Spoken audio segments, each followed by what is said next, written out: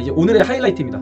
과연 이거를 저 말고 얘기한 사람이 있을까요? 아마 없을걸요. 지금까지는 경계감에 대한 얘기를 굉장히 많이 들었잖아요. 근데 오늘은 반대로 돌파 가능성에 대한 이야기를 제시를 드리는 거예요. 무조건 리스크 관리를 해야 한다는 거예요. 여기서 뭐가 뜬다면 이 에코프로 BM이랑 에코프로에서만 2,100을 샀어요. 1,300원 어디 갈게요 이거. 이런 게 있어요. 에코프로가 갔는데 LNF 왜 못 가요? 이게 아니라요. LNF가 지금 흐름이 정상이고요. 에코프로가 비정상으로 땡기고 있는 거라고요.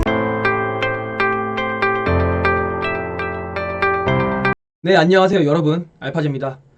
벌써 이번 주도 빠르게 지나갔습니다. 오늘은 빠르게 세 가지 정도 시장 분석할 거고요. 그리고 퀀트 재밌는 이야기 하나 준비했습니다. 과연 오마주가 될 것인가, 그리고 시간이 남는다면 차트 산책까지 한번 해보는 시간 가질 수 있도록 해보겠습니다.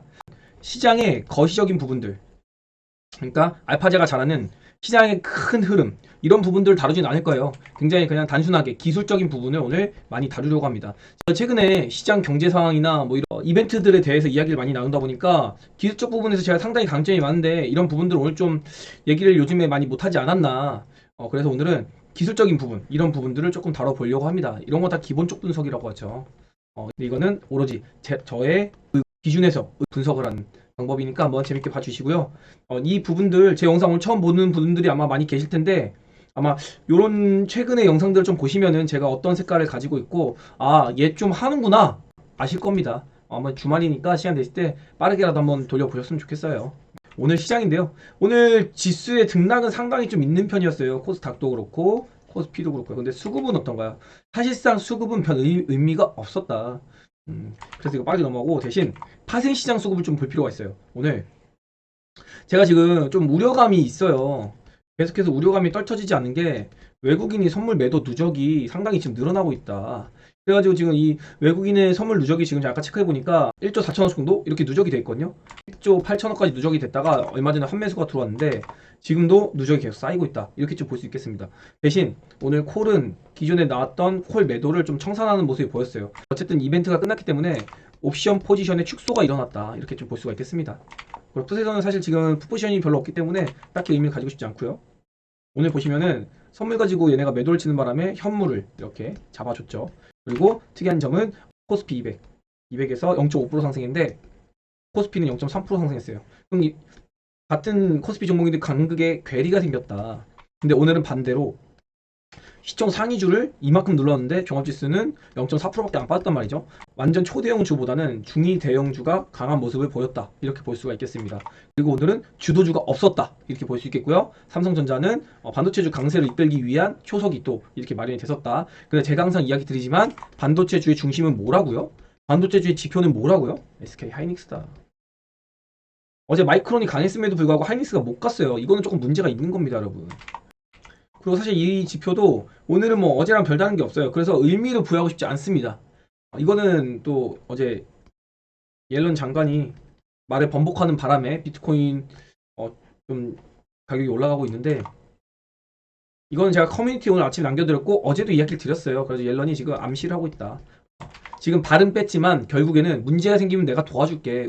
그런데 이 얘기를 했더니 증시가 막 올라가요. 2.5%씩.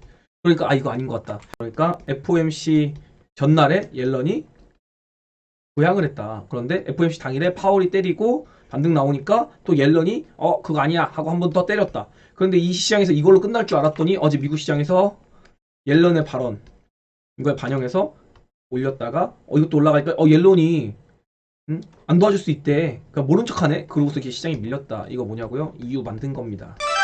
시장은 항상 이유를 만들기 나름이에요. 후행성입니다. 그럴 거면은 어제 아시아 장중에 선물이 오르면 안 됐지. 그리고 나스닥 쳤습니다. 나스닥은 지금 제가 중요한 구간이 어디라고 그랬죠? 11,800포인트다. 이게 뭐예요? 지금 반등했다가 이렇게 상승했다가 눌림목이 나오죠. 그런데 어딘가요? 0.618. 그러니까 이게 깨졌으면은 이게 반등 나오는 게 그냥 하락 반등이라고 볼 수 있는데, 미국은 어쨌든 이 차티스트라는 분들이 되게 많거든요. 어떻게 보면 저도 제가 콘텐츠를 남기면서 여러분이 보시기에는 제가 기본적 분석, 거시적인 분석, 이런 걸 되게 좀 잘 보신다고 생각을 하는 것 같아요. 그런데 사실은 저도 차트적인 부분에서 굉장히 강점이 많은 그런 스타일입니다, 원래가. 왜냐면 제가 경제학 전공이나 뭐 이런 걸 한 건 아니에요. 저도 주식을 계속 뭐 경력을 쌓으면서도 이 차트 분석을 굉장히 많이 합니다. 그리고 제가 항상 이야기 드리는 기준이 있어야 된다. 근데 그 기준을 세울 때 거시적인 측면보다는 차트적인 부분에 대응을 한 부분도 상당히 많아요. 그런 부분에서 이렇게 피보나치를 대응하면은 이 부분에 제가 뭐라고 이야기 드렸죠? 나스닥도 매물벽이 지금 집중돼 있다. 어디에? 이 11,000 구간에. 제가 요런 하락이 나올 때 이야기 드린 게, 나스닥 이제 빠질 달이 다 왔어요. 빠져봤자 11,000입니다. 여러분이 우와 했었죠. 그리고 11,000에서 지지받고 반등을 시도하는 모습. 그리고 여기서 올라올 때 제가 요 구간쯤이었던 것 같아요. 여기서 뭐라고 이야기 드렸죠? 이제 기로에 섰다. 이거 11,800을 얹어 놓으면은 제가 뭐라고 얘기 드렸습니까? 상승 파동으로 들어갈 수가 있다. 결국 이 조정이 요거 하나로 끝나는 걸로 보인다. 그리고 새로운 상승 파동이 시작되는 걸로 볼 수 있다. 라고 이야기 드리면서 돌파하면서 안착을 했고, 하루 밀렸지만 바로 어제도 이 11,800포인트를 지켜주는 그런 강력한 모습을 보였습니다. 그래서 전고점까지 볼 거 없이 지금 요 구간에서 계속해서 미국이 가장 강한 시장 흐름을 보여주고 있기 때문에, 사실 미국 시장은 우리 시장 갈 때 좀 쉰 흐름을 보였어요. 그래서 미국은 오히려 우리 시장보다 지금 우호적인 환경이 조성되고 있는 것 같다. 이렇게 긍정적으로 좀 볼 수 있습니다. 반대로 이야기 드리면은 미국이 올라갈 때 우리 시장이 좀 못 갈 수도 있어요. 이걸 여러분이 좀 알고 계셔야 됩니다. 미국 간다고 우리 시장이 무조건 가는 게 아니에요. 지금 그런 거에 흔들리지 않으셨으면 좋겠고요. 그리고 제가 지금 찜찜한 부분 아까 이야기 드렸잖아요. 근데 뭐냐면은 선물이 누적되고 있다. 다만 이 옵션 포지션에선 유의미한 그런 자료를 볼 수 없긴 하지만, 이 포지션을 보면은 외국인은 떨어질수록 파생 시장에서 이득이 생기는 그런 구간으로 들어가고 있어요. 심지어 제가 이 누적 차트를 여러분께 좀 보여드렸었어요, 얼마 전에. 근데 뭔가요?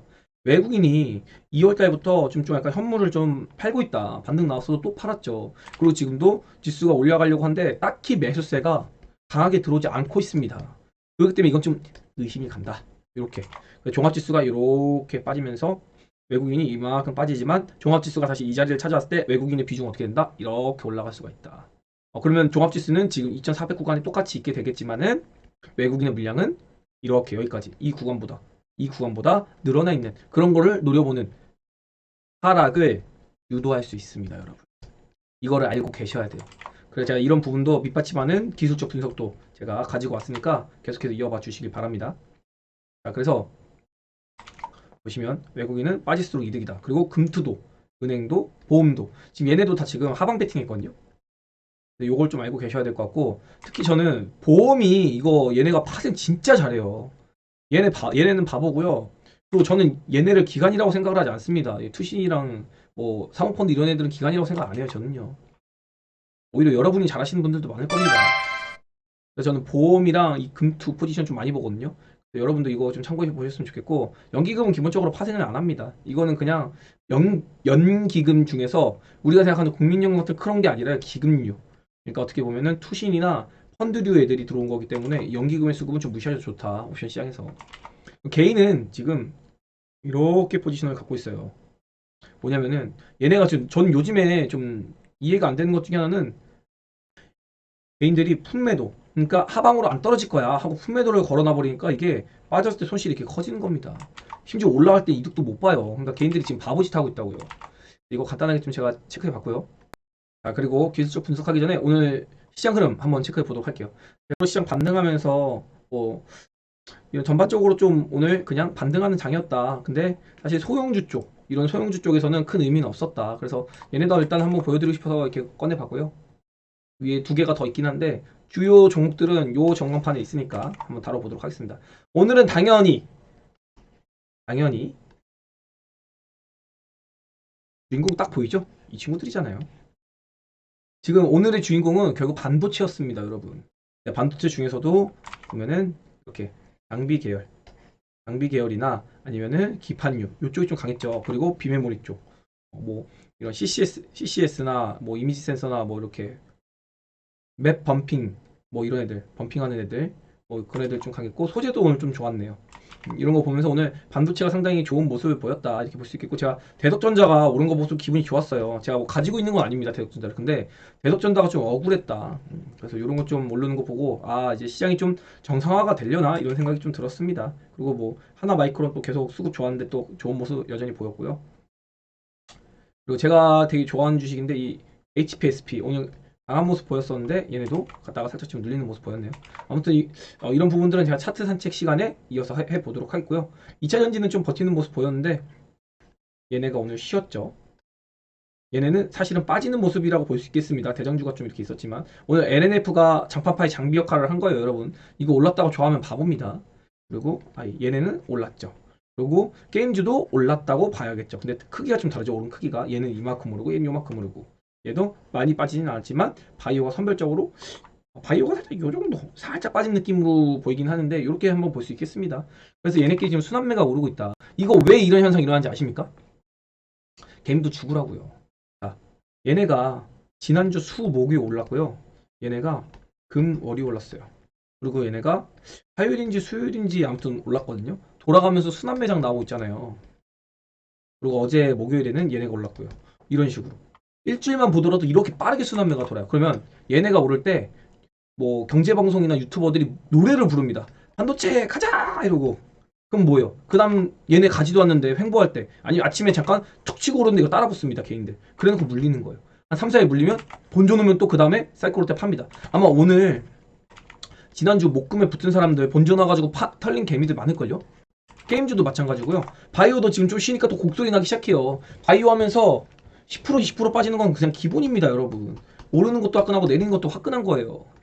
근데 얘네 빠지니까 이제 우는 소리 나오다가 이제 갈 때 붙었다가 올라서 번져 놓잖아요. 그럼 이제 또 금방 털린다고요. 오늘 예를 들어서 아침에 바이오가 알테오젠만 해도 6% 올랐어요. 근데 이거 지금 아마 좀 세게 물린 개미들은 5%씩 물린 개미들이 많을 거예요. 오늘 진입한 경우에. 그럼 이게 내려왔잖아요. 다음 주 중에 한번 이렇게 슈팅 나오잖아요. 그럼 본전에 이거 겁나 털립니다, 진짜. 이런 걸 여러분이 쫓아가지. 지금은 순환 매장에서는요. 쫓아가면 안 돼요. 오늘 얘네가 튄다고 해서 이거 쫓아가면은 잠깐 수익 나겠지. 그럼 빨리 팔던가. 근데 안 팔고 가지고 있잖아요. 그럼 그 다음에 도망간 기업 쉽게 빠진다니까요. 근데 기다려야 된다고요. 그걸 좀 아셔야 될 것 같고요. 그래서 결론은 뭐냐면은 반도체주가 좋아 보이시는 분들은 나는 안정적으로 좀 반도체주를 끌고 가겠다 하면 사서 기다리는 거예요. 제가 노래를 불렀잖아요. 바이오 오케이, 반도체 오케이. 얘네 조금 바이오보단 좀 순서가 늦을 수도 있겠는데 좋다고요. 반도체 얘네 아니면 얘네가 대장 될 것 같다고 노래를 불렀잖아요. 그리고 얘네 또 뭐 있어요? 게임주. 얘네 좋다니까요. 게임주 지금 약간 움직임 안 나오니까 여러분 좀 얼레벌레 하죠? 얘네 간다니까요. 순서의 차이예요. 그리고 제가 게임주 중에서 괜찮다고 이야기 드렸는데 오늘 혼자 튀었죠. 그리고 대형주 좋다고 했어요. 대형주 나쁘지 않습니다, 다. 근데 제가 안 하는 애. 얘는 이제 하지 마시라고 했어요. 제가 유일하게 여기서 심지어 잡주들 다 해도 되는데 얘는 안 돼요. 얘 했다가 잘못하면 큰일 납니다.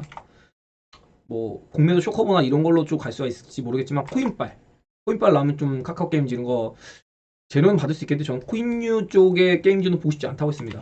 제가 메타버스 좀 보고 싶다 했잖아요. 근데 확실히 메타버스 올랐죠. 근데 어떤가요? 로봇이 어제 제가 끝난 것 같다라고 이야기 들었는데 오늘 수급 보니까 로봇은 진짜 끝났어요. 로봇주 당분간 보지 마십시오. 그리고 얘네랑 메타버스랑 같은 계열이라고 생각을 하는데 다릅니다. 이 챗 GPT랑 AI는 이제는 AI의 섹터로 보는 게 맞아요. 그리고 메타버스는 사실 좀 더 게임주 성향이 강합니다. 그러니까 저는 게임주 중에서도 대형주 쪽 아니면은 신장 모멘텀 있는 쪽 아니면은 이런 게임주 상당히 모멘텀 있게 보고 있다. 이렇게 생각하고요. 또 바이오도 지금 눌려가지고 여러분 좀 흔들림이 좀 생길 수 있어요. 그렇기 때문에 올라왔을 때 털리는 겁니다, 여러분. 좀 그렇게 보겠고요. 셀트리온 제가 오늘 흐름 아침에 좀 강하게 나와줬었는데 한 6%까지 튀었다가 좀 흐름을 못 이어갔는데 제가 이야기 드린 것처럼 셀트리온이 이렇게 올라가다가 여기서 쉬고 있는데 이게 지금 시간이 길지 않을 것 같습니다. 이것 좀 주목해 볼 필요가 있다. 하면서 전간판까지 한번 봤고요. 이제 오늘의 하이라이트입니다. 여러분 지금 같은 차트로 보이지 않으시나요? 코스피 차트거든요. 그런데 이건요 2018년 하반기부터요 2019년 차트예요. 그리고 이건요 2022년부터요 2023년입니다. 과연 이거를 저 말고 얘기한 사람이 있을까요? 아마 없을걸요. 자, 보시면은 10월 달에 이 8, 9월 달에 가지고 큰 폭락이 나왔어요. 2018년에 이렇게 하락이 나왔어요. 2018년에 무슨 일이 있었냐면요. 트럼프의 관세 전쟁이 있었습니다. 그리고 또 뭐가 있었냐면 금리 인상이 있었어요. 이 금리 인상이요. 2016년부터 시작해가지고요. 2018년에 4번을 올렸어요. 17년에도 2번인가 올렸고요. 천천히 올렸단 말이에요. 이때 그나마 다행인 거는 의장이 누구였냐고요? 옐런.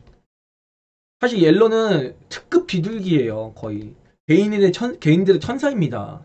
금리 인상 충족 최소화하려고 노력을 진짜 부단히 하시는 분이에요. 근데 파월 좀 약간 이 아저씨 좀 문제가 있죠. 아무튼 그래서 금리 인상 4방을 맞고 2018년에 1년 내내 빠졌다. 근데 2022년에 어땠나요? 금리 인상으로 1년 내내 빠졌죠. 그리고 11월, 12월에 연말에 한번 랠리가 나옵니다. 랠리가 나오죠. 그리고 하락이 나와요. 12월 말에 이때도 12월 말에 22년에 하락이 나옵니다. 그리고 어떤가요? 쭉 땡겨 올리죠. 1월 달에. 쭉 땡겨 올리죠. 1월 달에. 그리고 눌립니다. 그리고 눌립니다. 근데 이때도 저점을 깨는 하락. 그리고 이때도 저점을 깨는 하락. 그러면 지금은 과연 어느 구간에 들어가고 있을까요? 제가 보기에는 지금 현재는 이 2423, 요 구간에 엄청나게 벽을 이렇게 두껍게 만들어 놨거든요.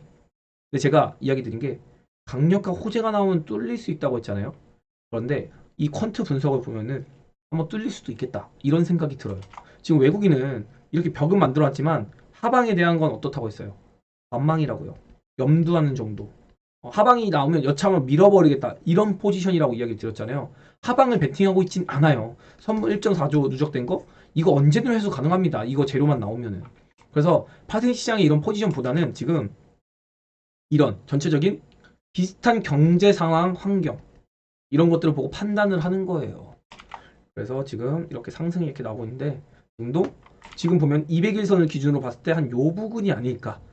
2019년으로 따지면 요 부근. 그죠? 여기에 정고점 이렇게 있고 여기에 이렇게 있고 비슷하지 않나요? 그러면 얘네가 만약에 코스피가 계속해서 상승한다면 한 번은 여기 정고점 넘겠구나. 여기 정고점 즉 2500 돌파 시도가 나올 수도 있다. 자, 지금까지는 경계감에 대한 얘기를 굉장히 많이 들었잖아요. 근데 오늘은 반대로 돌파 가능성에 대한 이야기를 제시를 드리는 거예요. 항상 하방과 상방에 대한 이유를 찾아보고 그 방향으로 갔을 때 이런 근거들이 바탕이 돼서 가는구나 하고 우리는 시장의 고점이나 저점을 추적해보는 그런 거를 항상 습관처럼 가지고 와야 되는 겁니다. 자, 그럼 고점 어떻게 잡나요? 제 생각에는 한 두 가지로 잡아볼 수 있을 것 같아요. 이번에 일단은 정고점이 넘어가는 건 조건 1입니다. 약간 조건이에요. 그리고 두 가지는 뭐냐면요. 자, 지금 여기 보면 보라색 시그널이 떠 있죠. 제가 이 앞부분에도 이 보라색 시그널 그러니까 조정이 나왔잖아요. 근데 여기서 이야기 드린 게 코스피도 4.5%에서 6%는 조정이 나와야 되는데 여기서 조정이 안 나왔어요. 지금 보라색 화살표 나왔다는 게 과열인데 누적이 됐다니까요. 그러면은 이게 다시 한번 여기서 출현이 된다면은 이때는 우리도 리스크 관리를 무조건 리스크 관리를 해야 한다는 거예요. 여기서 뭐가 뜬다면 이 보라색 화살표가 뜬다면 여러분 이거 체크하시라고요. 정고점이 넘어가면 이거 뜰 가능성이 높다고요. 뭐 넘을지 안 넘을지는 저도 모르겠지만 기술적 분석으로 그렇습니다. 그리고 지금의 위치는 아마도 요 구간 같다. 이렇게 좀 판단을 해볼 수 있을 것 같고요. 그리고 이 보라색 화살표가 1번이면요. 2번은 뭘까요, 여러분? 2번은요. 5일선이 깨지는 거예요. 지금 보면은 종가상으로 어떤가요? 5일선이 안 깨지죠. 근데 이날 장대 음봉으로 5일선을 깨버립니다.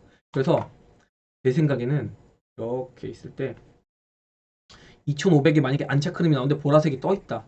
그런데 5일선을 깨는 흐름이 종가상으로 5일선을 깨는 흐름이나 깰 것 같은 악재가 혹시 출현이 된다. 그럼 이건 던져야 되는 거예요. 이거 안 던지면 여러분 어떻게 되는지 아세요? 여러분 지금 이 뒤에 차트 모르시죠? 저는 이때 지옥인 걸 알고 있습니다. 숨도 못 쉬게 빠졌어요 이때요. 이렇게 빠집니다 여러분. 이거 이날 이거 급락 나온다고 이거 무서워서 못 빼잖아요? 이거 맞는 거예요 여러분. 죽습니다 진짜로. 이거 몇 프로인지 아세요? 이게 거의 한 17% 정도 하락이 나온 거거든요. 근데 이게 나올지 안 나올지 모르겠어요 저도요. 근데 이게 만약에 나오면은 여기서부터 2600부터 떨어지면은 이거는 거의 20% 정도는 빠질 거예요 코스피가. 코스피 20% 빠지면 계좌 작살나는 겁니다. 이게 뭐라고요? 제가 올해 한 번에 큰 하락이 있을 거라고 했잖아요. 물론 시간적으로는 4월 17일에 꼭지가 찍혔는데 제 생각에는 4월 17일에 꼭지는 아닐 것 같아요. 왜냐면 제가 지금 보는 게 이게 지금 시간적으로 저 때랑 상황 차이가 조금 있거든요. 그래가지고 좀 더 랠리가 이번에는 조금 길지 않을까 살짝. 그러니까 제가 이야기 드리는 5월 FOMC 이때 동결 요거 나오고 나서 반응 좀 봐야 될 것 같아요. 저는 일단 4월 달에는 2019년에는 4월에 이렇게 밀렸는데 4월에 밀릴 것 같진 않거든요. 일단 추적은 해봐야겠지만 이 보라색 화살표나 뭐 이런 거 추적해봐야겠지만 4월에 시장이 빠져지지는 않을 것 같아요. 일단 기본적으로. 하지만 또 모르는 거니까 계속해서 이거는 추후에 너무 먼 미래니까 일단 하나하나 우리는 지금의 상황에 맞춰서 찾아가 본다. 근데 만약에 지금같이 오마주가 된다면은 이거는 전저점을 위협하는, 전저점을 깨는, 한 번은 죽일 수 있는 그런 하락이 나올 수 있다. 이렇게 좀 그 두세 달 간의 기술적 분석 흐름을 따른 움직임을 한번 예측해 봤고요. 사실 여러분이 보시기에는 여긴 너무 짧은데요. 여기 너무 긴 거 아니에요? 이번에 10월 달부터 11월 달에 2022년에는 이렇게 세게 올랐고요. 2018년에는 요거밖에 안 올랐어요. 이렇게 얘기해 볼 수 있어요. 좀 다른데요, 모양이? 이렇게 얘기할 수 있거든요. 근데 제가 기가 막힌 것도 준비했죠. 이런 딴지, 이런 태클을 방어하기 위한 저의 준비. 한번 보겠습니다. 버스 다 차트인데요. 이러면 이제 빼박일걸요? 아무도 뭐라고 못할걸? 자, 봅시다. 2018년에 엄청난 하락이 나오고 반등 나온 다음에 눌렀어요. 엄청난 하락이 나오고요. 반등 나오고요. 눌렀어요. 자, 그럼 일단 2018년과 2022년의 차트는 어떤가요? 거의 똑같다고 볼 수가 있죠. 그죠? 그렇지 않나요? 자, 그러면 2023년과 2023과 2019를 한번 비교해 보겠습니다. 2019년에 미친 랠리가 나와요. 2월달까지. 2023년에요. 2월달까지요. 미친 랠리가 나와요. 그리고 2월 말에 해가지고 3월 초까지 한번 쿡 누르잖아요. 근데 이거 어디서 본 것 같지 않나요? 저 3월 초에 3월 초에 한번 대차게 누르는 구간, 대차게 누르는 구간, 그리고 여기서도 이렇게 흔드는 구간, 이렇게 흔드는 구간, 그리고 여기서도 반등 나오니까 이제 죽이는 거, 그죠? 반등 나오고 죽이고. 그럼 지금 어디로 보이세요, 여러분? 코스닥은님이 이 구간에 도달이 되어 있다. 그럼 제가 이거를 사실 이 아일랜드 갭 떴을 때부터 보고는 있었어요. 근데 너무 유사하게 가가지고 설마 이렇게까지 유사하게 갈까라는 생각은 했는데 사실 코스닥을 여러분을 이해시키기 위해서 제가 코스닥을 갖고 온 거지. 사실 지금 코스피보다는 이 코스닥 간의 차트가 매우 달라요. 되게 신기하죠. 차트 모양은 차트의 봉 움직임 이런 것들은 훨씬 아까 전에 그 코스피보다 얘가 더 유사한데 뭐가 다른가요? 네, 수급이 달라요. 그리고 시세가 달라요. 그거 어떻게 하냐고요? 이평선이 다르잖아요, 여러분. 지금 이때는 이 200일선 큰 거시적인 환경 그리고 60일선 이런 흐름들을 봤을 때 이격도라는 걸 봤을 때 지금이 훨씬 더 코스닥의 우호적인 환경이다. 이거 왜 그런지 아세요? 2차전지. 얘네가 애초에 여기서 올라올 때부터 수급이 굉장히 좋았다. 기간은 이탈했지만 외국인의 힘을 이 2018, 19년 때보다 외국인의 코스닥 비중 자체가 엄청나게 높아졌다. 왜? 2020 코로나 이후 유동성 확장으로 인해서. 이제 이해가 되시나요? 그래서 지금 코스닥은 여기를 이미 미리 넘었어요. 근데 저는 코스닥의 랠리를 조금 더 보고 싶습니다. 근데 이 지수적인 부분은 사실 코스닥에서 중요하지 않은 것 같아요. 얘가 지금 당장 이렇게 쉬더라도 이거 쉰다는 것 자체가 2차전지가 쉰다는 얘기거든요. 그래서 지금 수급의 꼬임이 있기 때문에 이 수급의 꼬임이 언제 해소가 되냐 이걸 먼저 보고 싶고요. 지금 또 우려가 되는 거는 한편으로는 코스닥이 지금 만약에 여기서 죽어버리면요 진짜 큰일 납니다. 얘도 지금 코스닥도 이거 엄청나거든요. 이때 보시면은 코스닥이요 8월 달까지 30% 빠져요. 근데 지금 만약에 여기서 820포인트에서 300포인트 30% 빠지면은 이거 600 깨집니다. 이거 계산으로 따지면 이때랑 2018, 19년이랑 비교하면은 600포인트 깨진다고요. 이건 다 개작살납니다. 진짜로. 과연 이런 장이 올까 싶지만 과연 이런 장이 올 수도 있는 거예요, 여러분. 이때는 뭐 장밋빛이 안 돌았겠어요. 금리 이때 무슨 얘기 나왔냐면요. 2019년에 우리나라는 금리 동결하고 이제 미국에서도 금리 인상 2번밖에 안 한다고. 이거 2번 남았다 그랬어요. 2018년에 4번 해가지고.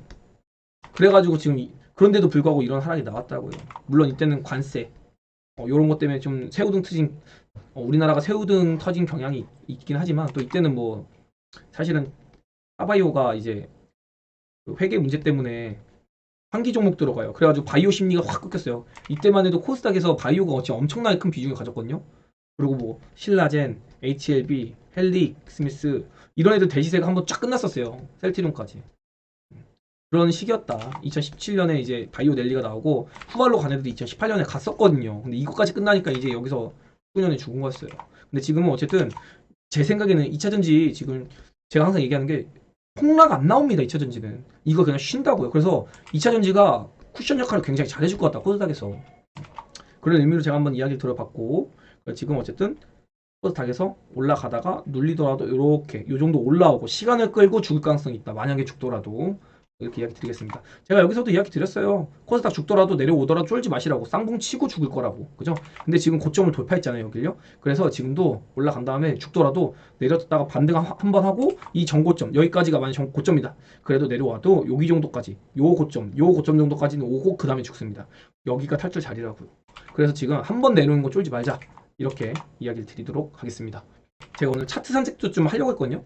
여러분이 좀 종목에 대한 이해나 이런 것도 돕기 위해서 하려고 했는데 이 이상 영상이 길어지면 저도 힘들고 여러분도 좀 지루하고 이럴 것 같아서 그냥 간단하게 볼 수 있는 것만 보겠습니다. 에코프로 BM 보면은 이게 지금 오늘 0.8% 빠져가지고 개인들 지금 1750억 썼거든요.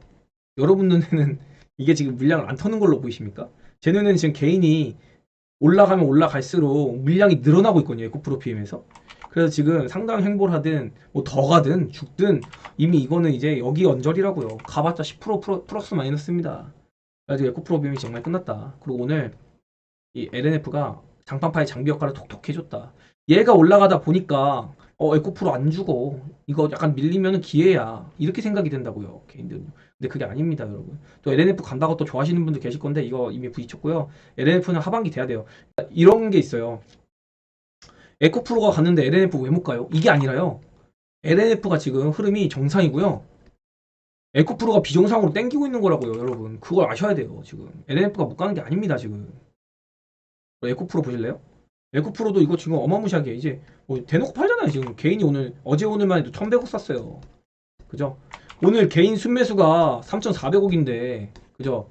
에코프로 BM이랑 에코프로에서만 2100억 샀어요. 그럼 1300억 어디 갈게요, 이거. 재밌는 거 보여드리겠습니다. 포스코 케미칼, 뭐 이거 코스피 종목이니까, 뭐 대보 마그네틱에도 80억 팔았네요. 코스모신 소재 49억 팔았습니다. 첨보에서도 83억 팔았네요. 와, 대단하다. 여기 보시면 일진머티에서도 100억 팔고, SKC에서도 40억 팔고, 나노신소재 60억, CCC 스틸도 끝났죠. 133억. 그리고 성일하이텍도 60억, 코스모화학 40억. 2차전지에서만 개인들이 다 산 거예요, 여러분. 이제 아시겠죠? 심지어 기관도 팔았어요, 이제 이런 애들. 제가 다 놓고 얘기하는데요. 어제 제목이요. 잘가 에코프로였어요. 이거 제가 어제 커뮤니티 글도 남겼다고 했잖아요. 그죠? 글을 남긴다는 건 제가 뭐라고 이야기 드렸죠? 무게감. 책임감이 있는 거라고요. 제가 틀릴 수도 있지만 이런 것들이 보였기 때문에 어제 이야기 먼저 드린 거예요. 그래서 2차전지 갖고 있으면 팔아야 되는데 사실 안 가지고 있겠죠. 제 구독자들은 보통 바이오를 좋아하시니까. 자, 아무튼 그래서 2차전지가 이제 정말 끝날 거다. 오늘 별로 안 빠진 거예요. 이게 지금 되게 잘 버텼거든요. 이게 뭐냐면 LNF 가지고 2차전지 안 죽어. 얘들아 2차전지 빠지는 건 사야 돼. 이거 심어준 거라고요. LNF를 상징으로. 이제 어느 순간 2차전지를 한번 쭉 내리찍으면서 종합지수가 눌리는 구간이 나올 겁니다, 여러분. 그때 어떤 주식들이 시세를 내는지 이거 봐야 됩니다. 오늘은 2차전지가 쉬었는데 반도체가 오른 거예요. 그래서 반도체가 진짜가 아닐 가능성이 있다는 겁니다, 여러분. 이게 페이크가 될 수가 있다고요, 반도체가. 2차전지 쉴 때 올라갔으니까. 2차전지가 빠지는 날 올라가는 게 진짜입니다, 여러분. 상식적으로 2차전지가 대장인데 여기서 빠지는 날 다른 게 올라가고 있어요. 그럼 이 돈이 여기로 가는 거잖아요. 이게 더 중요한 거라고요. 2차전지 쉬는 날 가는 게 중요한 게 아니라. 물론 반도체도 좋게는 보지만 반도체가 2차전지가 올라갔던 것처럼 엄청나게 세게 주도주가 될 거라는 생각은 저는 아직 안 하고 있어요. 왜냐면 얘가 안 가니까. SK 하이닉스. 얘가 가야지 인정한다니까요, 저는요. 얘가 아직 의미가 있는 수급이 안 잡혀요, 지금 하이닉스에. 그렇다는 말은 결국엔 제가 지금 보는 것처럼 반도체도 지금은 그냥 너무 하단에서 저점 반등이다. 결국 얘네도 가을 돼야 된다고요, 반도체. 오늘 수급 보면은 결국에는 뭐 얘네도 차익 나올 종목들에서 차익 다 나왔어요. 그래서 제가 별로 그렇게 재미 보고 싶지 않다는 겁니다. 그죠? 이렇게 HFSP도 기간이 던져버렸네요. 비메모리 쪽 제가 좋다고 했잖아요.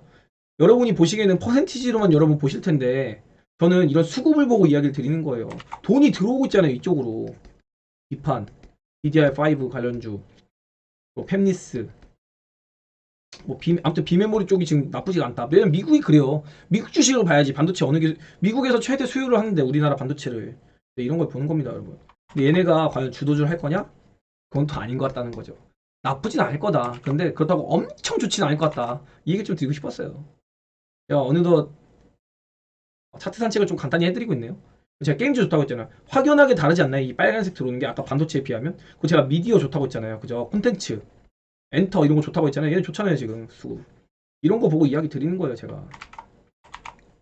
오늘은 바이오가 좀 약간 많이 쉬는 흐름을 보였습니다, 여러분. 제가 지금 우려가 되는 게 아까 코스닥 지수 보셨잖아요. 만약에 코스닥 지수가 고점을 지키고 2차 전지가 흐지부지 안 내려오잖아요. 그럼 이게 시간만 흘려보내고 시장이 빠개지는 순간 생겨요. 그럼 바이오가 갈 시간이 없습니다. 시간이. 이러면 바이오도 꽝인 거예요, 여러분. 그것도 아셔야 돼요. 인정을 해야 되는 거예요, 시장을. 제가 NKMX 불안하다고 했는데 NKMX 이렇게 되죠. 이게 뭐 자회사 뭐 법인 어쩌고저쩌고 하는데 그딴 거 아닙니다. 지금 얘네 뭔가 있는 거예요. 그러니까 NKMX 기술력은 오케이 좋아. 근데 재무가 의심 간다니까요. 그래서 이런 거 제가 안 하는 겁니다. 제가 이야기 드렸습니다. 이거 NKMX 셀트리온 나쁘지 않습니다. 지금 제가 보기에는 셀트리온 진짜 괜찮아요. 얘네가 지금 원래는 가격 조정이 들어왔는데 가격 조정이 안 들어오고 있어요. 사실 한번 탁 들어와야 되는데 그래야지 확 털릴 텐데 그런 거 없네요. 이렇게 올리고 이렇게 올리고 이렇게 가는 게 더 좋긴 한데 지금 어쨌든 이것도 엄청 흔들고 있는 거거든요.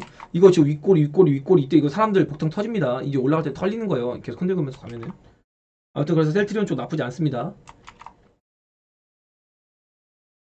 그리고 제가 플랫폼 바이오 이야기 드렸는데 좀 얘네가 수급이 그렇게 좋진 않아요. 그래서 이건 좀 지켜봐야겠다. 이거 체크리스트다. 그리고 뭐 HLB도 오늘 좀 빠져나온 모습 보였는데 사실 이 인상 삼성 쪽 애들은 수급발이 강하기 때문에 이 종목의 어떤 메리트나 뭐 이런 걸 보고 하는 것보다는 공매도 쇼커버 즉 2차 전지가 죽는 것만 보면 됩니다.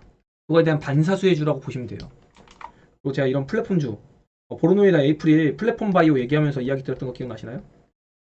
보로노믹스 그리고 사파. 근데 보로노믹스 얘네 이 보로노이는 좀 재무가 조금 이제 조심할 때가 됐어요. 그래서 보로노이 같은 경우는요, 여러분 힌트를 하나 드리면은 에로 이게 계약금 수치 이게 가시화 되거나요, 아니면은 마일스톤 이게 나와야 돼요. 이거 올해 안 나오잖아요. 그럼 재무적으로 문제 생길 수 있습니다. 얘네가 상장을 좀 약간 몸값을 낮춰서 했는데 그 이유가 자본 잠식 우려가 있었어요. 상장 전에. 근데 상장하면서 현금 확보를 하면서 자본 잠식을 이제 해소시킨 거거든요. 근데 이게 또 도래하는 게 올해 말쯤부터는 이제 압박이 생길 거예요. 그래서 얘네가 지금 이 보로네 같은 경우는 어, 이 자본에 대한 어떠한 좀 해소가 필요한 구간이 들어갔다. 이런 걸 조금 제가 부연으로 이야기 드렸고, 에이프릴 바이오 같은 경우는 이 사파 기술 이거 아직 인정 못 받았다고 했습니다. 지금 주가 오르고 있는데 이거는 그냥 기대감이 좀 실렸는데 이 기대감 실리기에도 너무 근거가 아직은 없어요. 근거가 아직은 없는데 아무튼 기대감 실려서 지금 좀 좋은 흐름을 보이고 있다. 다만 이게 검증이 된다면 그때는 그냥 죽나 사나 상따라도 붙어야 되는 겁니다. 이거 검증되면은 이 기업의 가치가 확 바뀌는 거예요. 아무튼 뭐 이렇게 얘기 들어보겠고, 피바이오 이런 애들도 뭐 못 가고 있는데 사실은 이게 알약이 여러분 이제 약 가서 구매하시잖아요. 근데 캡슐형이 있고요, 연질형이 있어요. 이건 막 무슨 색깔 막 빨간색, 초록색 이런 거 있잖아요. 그게 연질형이에요. 근데 이거를 RP바이오 얘네가 가장 큰 물량을 가지고 있고 점점 연질형 이걸로 그 의약품 약제가 경구용 약제가 바뀌고 있다. 왜냐면 캡슐 그 약제가요 상당히 그 위장까지 도달하는 비율이 낮고요. 그리고 좀 거북하잖아요. 연질형은 또 효과 빠르게 우리 몸에 흡수가 되는 그런 특성이 있습니다. 또 천천히 시간 조절도 된다고 해요. 그런 거에 대한 기술력을 가지고 있다. 점점 뭐가 늘어난다? 영업이익 그리고 매출이 늘어날 수밖에 없는 그런 사업을 하고 있다. IP바이오. 근데 이건 보호해수도 없거든요. 심지어 지금 보호해수가 제가 체크해봤는데 좀 멀리 있는데 수급이 마음에 안 들어요. 그래가지고 얘는 좀 더 시간이 걸리거나 한번 올려치더라도 바이오처럼 가진 않을 거다. 얘는 제약사로 보는 게 맞다. 요 정도 좀 이야기 드리겠고, 제가 그리고 원전 좀 이야기 드렸는데 이렇다니까요. 원전이 갈 것 같은데 은근히 못 가요. 얘네가 지금 보면은 전 요번 여름 최소한 돼야 된다고 주요 생각을 하고 있거든요. 원전요. 이게 지금 다 단기성 자금이에요. 외국인. 이거 제가 계속해서 이야기 드리고 있죠. 단기성 외국인 자금이라고. 그래서 원전까지 제가 한번 리뷰를 이렇게 간단히 해봐드렸고요. 오늘은 좀 요 정도로 마무리할게요. 제가 사실은 차트 산책을 좀 더 여러분이랑 해드리고 싶은데 차트 산책은 기본적으로 라이브 하면서 좀 해드리고 싶은 이런 욕심이 있었어요. 왜냐면 궁금한 종목들이 다 다르잖아요. 제가 뭐 종목 상담까지는 아니더라도 업종이나 이런 것도 좀 소개시켜주고 드리고 싶은데, 알파제는 이런 식으로 기술적 분석 같은 거 본다. 사실 오늘 종목에 대한 그런 종목 특성을 얘기한 거지 뭐 이렇게 뭐 차트 분석을 해드린 건 아니잖아요. 제가 이런 차트 분석도 시간이 되면은 해드리는 시간 한번 가져볼 수 있도록 하겠습니다. 네, 여러분 한 주 동안 고생 많으셨고요. 지금 시장 죽는 자 아닙니다. 다만 제가 오늘 그 2018년, 19년 비교해서 올려드린 것 같이 이런 하락도 올해 한 번, 2023년에 한 번은 나올 수 있으니까 이거 꼭 피해야 된다라고 강조드리면서 오늘 마무리 드리도록 하겠습니다. 좋아요, 구독, 알림 설정! 좋은 주말 보내세요.